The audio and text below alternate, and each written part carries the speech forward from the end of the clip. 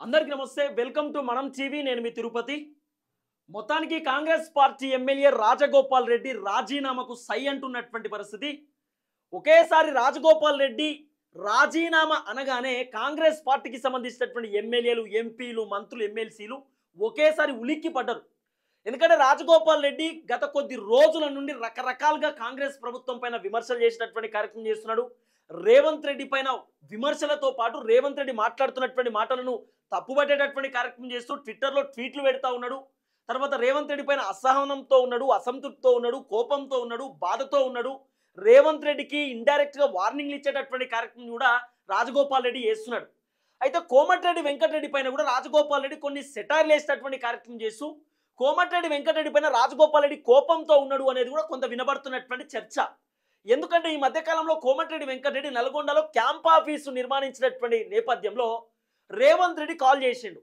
Komatireddy వెంకటరెడ్డికి congratulation చెప్తూ చాలా మంచిగా కన్స్ట్రక్షన్ చేయించారు బాగుంది ఆఫీస్ అని చెప్తూనే అప్పుడు కోమటిరెడ్డి వెంకటరెడ్డి రేవంత్ రెడ్డి చెప్తాడు ఆ కన్వర్జేషన్లో మీరు రెండోసారి ముఖ్యమంత్రి కావాలని చెప్పి నేను పూజలు చేపిస్తున్నా అని చెప్పి కోమటిరెడ్డి వెంకటరెడ్డి చెప్తున్నటువంటి మాట ఆ మాట రాజగోపాల్ రెడ్డి వినగానే రాజగోపాల్ రెడ్డికి ఎందుకో కోపం వచ్చిందని రాజగోపాల్ రెడ్డి కోమటిరెడ్డి వెంకటరెడ్డి పైన కొంత కోపంగా ఉన్నాడని కూడా కొంత వినబడుతున్నటువంటి చర్చ కానీ ఇప్పుడు రాజగోపాల్ రెడ్డి ఒక సంచలనమైనటువంటి స్టేట్మెంట్ని తెరపైకి తీసుకొచ్చేటటువంటి కార్యక్రమం చేసిండు గతంలో ముఖ్యమంత్రి రేవంత్ రెడ్డికి పీసీసీ ఇచ్చినటువంటి నేపథ్యంలో ఆయన పీసీసీ పదవి కింద నేను పనిచేయను ఆయన అధ్యక్షతలో నేను ఉండలేను నా వల్ల కాదు అని చెప్పి రాజగోపాల్ రెడ్డి కాంగ్రెస్ పార్టీకి రాజీనామా చేసి ఉత్త పార్టీకి రాజీనామా కాదు ఎమ్మెల్యే పదవిలో ఉన్నటువంటి వ్యక్తి ఆ రోజు మునుగోడులో ఆ ఎమ్మెల్యే పదవికి పార్టీకి రాజీనామా చేసి బీజేపీ నుండి మళ్ళీ పోటీ చేసేటటువంటి వ్యక్తి రాజగోపాల్ రెడ్డి ఇప్పుడు రాజగోపాల్ రెడ్డి మళ్ళీ ఇంకోసారి రాజీనామాకు సై అంటున్నటువంటి పరిస్థితి రాజీనామా చేయడానికి ప్రధానమైనటువంటి కారణం ఒకటే రాజగోపాల్ రెడ్డికి పార్లమెంట్ ఎన్నికలకు సంబంధించినటువంటి సందర్భంలో ముఖ్యమంత్రి రేవంత్ రెడ్డి భువనగిరికి సంబంధించినటువంటి ఎంపీ చామల కిరణ్ కుమార్ రెడ్డిని కాంగ్రెస్ పార్టీ నుండి నువ్వు గెలిపిస్తే నీకు మంత్రి పదవి ఇస్తా అని చెప్పి కోమటిరెడ్డి రాజగోపాల్ రెడ్డికి ముఖ్యమంత్రి రేవంత్ రెడ్డి చెప్పిండట చెప్తే రాజగోపాల్ రెడ్డి శతవిధాలుగా ప్రయత్నించి మొత్తం తిరుగుతూ ఆయన అనేక రకాలుగా ప్రచారం చేసి చామల కిరణ్ కుమార్ రెడ్డిని గెలిపించేటటువంటి కార్యక్రమం చేసిండు గెలిపించిన తర్వాత ఇప్పుడు పార్లమెంట్ ఎన్నికలు అయిపోయి దగ్గర ఒక సంవత్సరం దాకా ఆయనకు మంత్రి పదవి వచ్చేటటువంటి పరిస్థితి లేదు ఆ మంత్రి పదవికి సంబంధించిన లిస్టులో ఆయన పేరు వచ్చేటటువంటి పరిస్థితి లేదు మొన్న కొత్తలో ముగ్గురు కూడా మంత్రి పదవులు ఇచ్చారు అడ్డూరి లక్ష్మణ్ తర్వాత వాకాటి శ్రీహరి వివేక్ వెంకటస్వామి ఈ ముగ్గురికి మంత్రి పదవులు ఇచ్చినా కూడా ఆ లిస్టులో నా పేరు లేదు అసలు రేవంత్ రెడ్డి మంత్రి పదవి ఎందుకు ఇస్తలేరు అని చెప్పి ఆరాధిస్తే కొంతమంది మంత్రులు రేవంత్ రెడ్డితో చెప్పిరట ఆల్రెడీ కోమటిరెడ్డి వెంకటరెడ్డికి మంత్రి పదవి ఉంది రాజగోపాల్ రెడ్డికి ఎట్లిస్తారు ఇద్దరన్నదమ్ములకి ఎట్లిస్తారు ఒకటే ఇంట్లో మేము ఒప్పుకోమని చెప్పిరట అయితే రాజగోపాల్ రెడ్డి వర్షన్ ఏంటంటే ఈ మాటకి అప్పుడే చెప్పొచ్చు కదా ఇప్పుడు ఎందుకు చెప్తుర్రు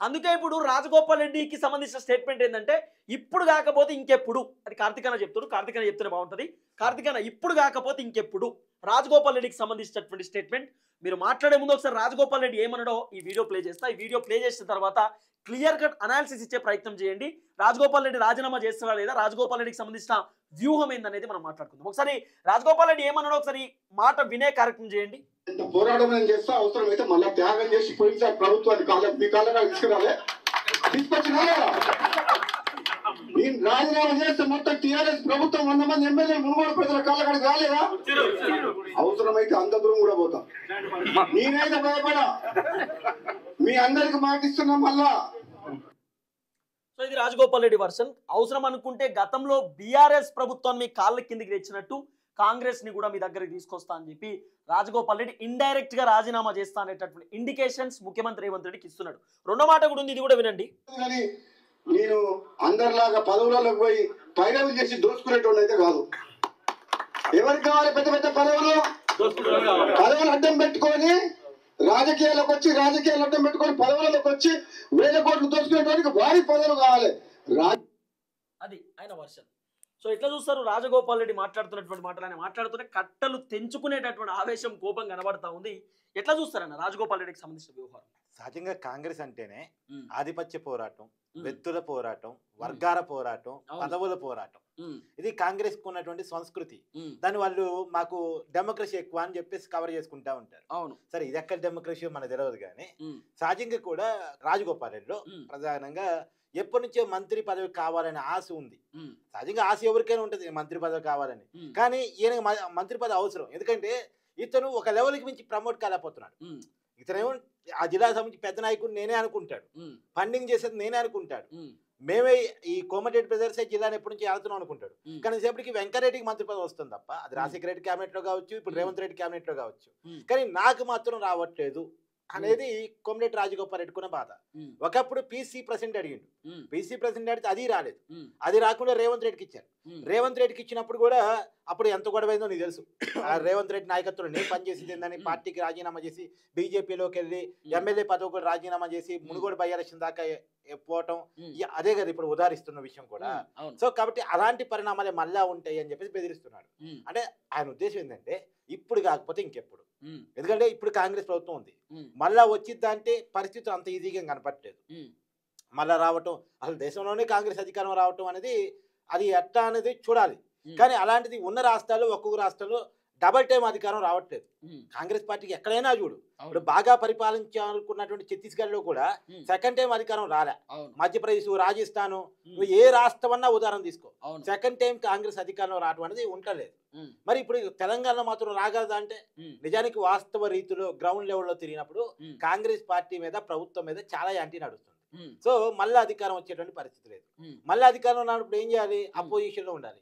అపోజిషన్ లో ఉండాలంటే కనీసం ఒక మాజీ మంత్రి హోదా ఉండాలిగా, అంతే కదా. ఇప్పుడు మంత్రి కావాలని కోరిక ఇప్పుడు మాత్రమే, ఈ 3 సంవత్సరాలు మాత్రమే నెరవేర్చుకోవాలి. అంతే. ఈ 3 సంవత్సరాలు నెరవేర్చుకోకపోతే ఇంకెప్పటికీ మంత్రి అనే హోదానో, మాజీ మంత్రి అనే హోదానో ఎప్పటికీ క్యారేజ్ చేయలేడు కోమటిరెడ్డి రాజగోపాల్ రెడ్డి. ఇప్పుడు 2028లో ఎలక్షన్ మిస్ అయింది అనుకో, మళ్ళీ ఎలక్షన్ అప్పటికి 2033 నాటికి, ఆనాటికన్నా కాంగ్రెస్ అధికారం వస్తుందా చెప్పలేము.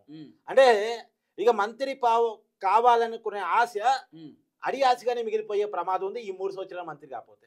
అందుకని ఈ 3 సంవత్సరాల్లోనే, అంటే ఇప్పుడే మంత్రి కావడం కోసం కోమటిరెడ్డి రాజగోపాల్ రెడ్డి ఎంత చేయడానికైనా సిద్ధం, ఏం చేయడానికైనా సిద్ధం.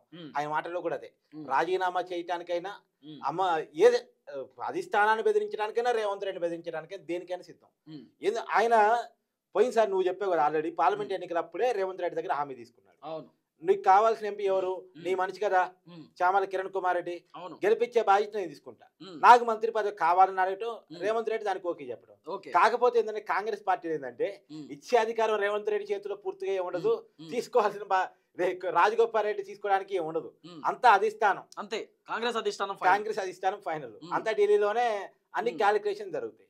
మొన్న జరిగిన క్యాలిక్యులేషన్ ఏంటి? బీసీ ఎస్టీ క్యాలిక్యులేషన్ లో మంత్రి పదవులు పంపకం జరిగిపోయింది.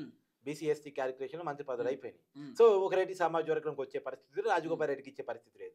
ఒక రాజగోపాల్ రెడ్డికి ఏదో చేసి ఇద్దామని చెప్పిన అనుకున్నా, ఆల్రెడీ వెంకరెడ్డి వాళ్ళ బ్రదరే మంత్రిగా ఉన్నాడు. కానీ వాళ్ళ బ్రదరు సరే నువ్వు మంత్రి పదవి వదులుకొని మీ ఊరికి ఇద్దామా అంటే ఆయన ఒప్పుకుని తట్టాడు. అందుకే చాలా సీనియర్ అని ఆయన చెప్పుకుంటా ఉంటాడు. ఆయన మంత్రి పదవి వదులుకున్నా ఆయన సిద్ధంగా లేడు, ఈయన కావాలని గొడవ, ఈయన తగ్గేసట్లేడు. ఇక్కడ వీరిద్దరికి ఇవ్వడానికి కాంగ్రెస్ అధిష్టానం రేవంత్ రెడ్డికి ఇద్దామని ఉన్నా కాంగ్రెస్ అధిష్టానం ఇక అడి చూసి ఇది చూసిండు, రేవంత్ రెడ్డి మీద పోరాటం స్టార్ట్ చేసిండు. రేవంత్ రెడ్డి మీద పోరాటం స్టార్ట్ చేయడం వల్ల ఒక 2 అంశాల బెనిఫిట్ ఉంటుంది. ఒకటి, పబ్లిక్ ఇమేజ్ క్యారియర్, అంటే ప్రభుత్వంలో ఉండి కూడా, సొంత పార్టీలో ఉండి కూడా ప్రజల సమస్యల కోసం ప్రభుత్వం మీద పోరాటం చేస్తున్నాడు. ఇది పాజిటివ్నెస్. మా ఎగ్జాంపుల్ మన జర్నలిస్టు రేవంత్ రెడ్డి ఒక మాట అన్నాడు. నిజానికి జర్నలిస్టులు ఒక మొత్తం కూడా మండిపడింది. మా జర్నలిస్టులు మద్దతుగా ఇచ్చిన ఏకైక కాంగ్రెస్ ఎమ్మెల్యేగా కోమటిరెడ్డి రాజగోపాల్ రెడ్డి ఉన్నాడు. సో ఆ పాజిటివ్నెస్ ని క్యారీ ఆన్ చేయొచ్చు, పబ్లిక్ లో ఒక ఇమేజ్ బిల్డ్ చేసుకోవచ్చు. రేపు కాంగ్రెస్ పార్టీ ఓడిపోయినా, కాంగ్రెస్ పార్టీ సంబంధించిన ఎమ్మెల్యేలు ఓడిపోయినా, అప్పుడు రాజగోపాల్ రెడ్డి ప్రజల మనిషిలో రాజగోపాల్ రెడ్డి మాత్రం గెలుస్తాడు. రేపు ఎవరు అధికారంలో వస్తే వాళ్ళతోటి క్యారీని అక్కడైనా మంత్రి పదవి తెచ్చుకోవాలి. వీలైతే ఈ 3 సంవత్సరాలు తెచ్చుకోవాలి. లేకపోతే కాంగ్రెస్ ప్రభుత్వానికి వ్యతిరేకంగా తిరగబడ్డ వ్యక్తిగా, రేవంత్ రెడ్డికి వ్యతిరేకంగా తిరగబడ్డ వ్యక్తిగా, ప్రజా వ్యతిరేక విధానాన్ని సొంత పార్టీలో ఉండి వ్యతిరేకించిన వ్యక్తిగా ఒక ముద్ర వేయించుకోవడం ద్వారా, ఒక ఇమేజ్ బిల్డప్ చేసుకోవడం ద్వారా రేపు ఎవరు అధికారంలో ఉన్నా మంత్రి పదవి కొట్టేయాలి. అది రాజగోపాల్ రెడ్డి వర్షంగా తెలుస్తా ఉంది. సో ఏది ఏమైనా రాజగోపాల్ రెడ్డి అతి త్వరలో రాజీనామా చేయబోతున్నా అనేటటువంటి ఒక ఇండికేషన్ ని కాంగ్రెస్ ప్రభుత్వానికి ఇచ్చేటటువంటి కార్యక్రమం చేస్తా ఉన్నాడు.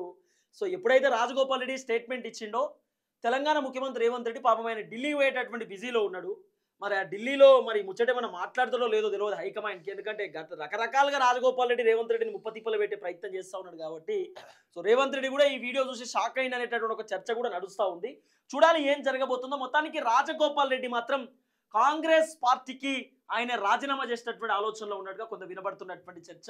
ఒకవేళ పార్టీకి రాజీనామా చేసి ఇండిపెండెంట్గా కూడా ఉండొచ్చు, మరి అదే ఏది ఆ ఎమ్మెల్యే పదవికి ఇంకోటి ఆ సంబంధించిన జిల్లాలో మొత్తం రెడ్డి డామినేషన్ అయిపోయిందని ఇప్పటికీ విమర్శ ఉంది. అవును. ఇప్పుడు వెంకరెడ్డి మంత్రి, ఉత్తమ్ కుమార్ రెడ్డి మంత్రి, జానారెడ్డి మంత్రి కాదులే కానీ మంత్రి అంత కెపాసిటీ ఆ జిల్లాలో చేస్తా ఉంటాడు. సో ఆ జిల్లా మొత్తం రెడ్డి క్యాప్చర్ చేశారనేటువంటి విమర్శ. అంటే బేసిక్ గా రాజగోపాల్ రెడ్డికి మంచి పేరు ఉందన్న, ఎందుకంటే సొంత డబ్బులు ఖర్చు పెడుతుందని చెప్పి, రోడ్లు వేస్తుందని చెప్పి, అదొకటి కొంచెం పేరు ఉన్నటువంటి నేపథ్యంలో మాస్ కొంచెం మాస్ ఫాలోయింగ్ ఉన్నటువంటి వ్యక్తి కూడా ఇలాంటి వ్యక్తికి ఇస్తే బాగానే ఉంటుంది. ఎందుకంటే ఏదున్నా ఓపెన్ గా మాట్లాడేటట్టు బోలా శంకర్ అని చెప్తారు కదా నార్మల్ గా. మాట అన్నావు అనుకో, నేను మాస్ కాదా అంటాడు వెంకరెడ్డి. అది కూడా నిజమే కానీ అట్లా ఓపెన్ గా మాట్లాడేటటువంటి వ్యక్తి కోమటిరెడ్డి రాజగోపాల్ రెడ్డి కాబట్టి సో మంత్రి పదవి ఇస్తారా ఇయ్యరా సెకండరీ మనకు తెలియదు. ఇస్తే బాగుంటది అనేది కొంత పబ్లిక్ ఒపీనియన్ కూడా, మునుగోడులో ఉన్నటువంటి జనాలు కూడా గదే మాట్లాడుతున్నారు. చూద్దాం ఏం జరగబోతుంది. మొత్తానికి రాజగోపాల్ రెడ్డికి మంత్రి పదవి వస్తుందా, ఇదే కరెక్ట్ టైం అని రాజగోపాల్ రెడ్డి చెప్తున్నాడు. ఇప్పుడు ఇంకెప్పుడు ఇస్తారా ఇయ్యరా అనేది ఆయన వర్షన్. చూద్దాం ఏం జరగబోతుంది.